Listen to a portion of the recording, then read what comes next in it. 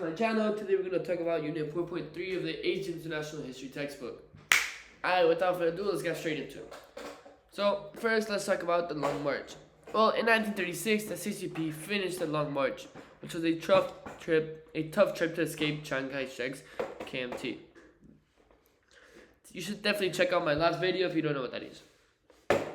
So, the CCP, they settled in Shanxi province. Only about 8,000 of 100,000 people made it from the march. But Mao, the leader of the CCP, made the march sound amazing. He made it sound like a win. So Mao used propaganda to make it sound even more epic, even more than it really was. Right? Okay. His stories made peasants admire the CCP. His soldiers also treated farmers nicely, which helped a lot. Why did peasants love Mao? Well, Mao knew most Chinese were farmers, so he focused on helping them, not city workers. This made him different from other CCP leaders. Mao thought that peasants were really the key. His focus on farmers made him the CCP's top leader.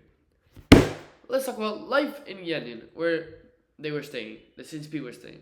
In Yenin, the CCP built a base. They gave peasants land taken from rich landlords, plus schools and healthcare. This made farmers incredibly happy.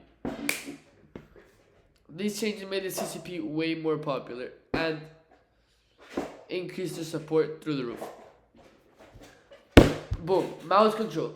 Well, Mao wanted to be the only boss. He started a campaign to make everyone follow his ideas. People who disagreed got in trouble. By 1944, Mao was the clear and only leader of the CCP. Alright, let's move on to war with Japan. In 1937, Japan invaded China. The KMT and CCP teamed up to fight, but the KMT actually did most of the work, and they lost a lot.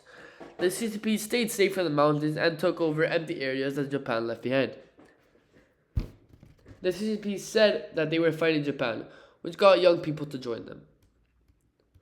So why did the KMT struggle? Well, Chiang's KMT lost support. They promised better lives, but they didn't really deliver. They helped rich people, not peasants, and they were extremely corrupt. So when Japan attacked, their mistakes made people mad. The KMT's failure actually made the CCP look a lot better. Why did the CCP win? Well, by 1945, the CCP was actually a really big deal. Mao's focus on peasants, land reforms, and stories about fighting Japan won many hearts. The KMT's corruption and losses helped the CCP shine. That's why the CCP got so popular.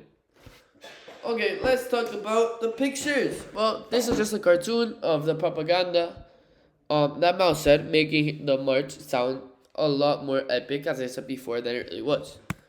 And this was just the rectification movement, right?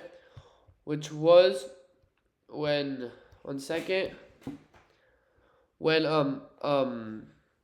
Mao wanted to share his ideas, but people didn't agree. So he started putting critics in jail and all that stuff. Alright, thank you so much for listening, and be sure to check out my other videos. Thank you.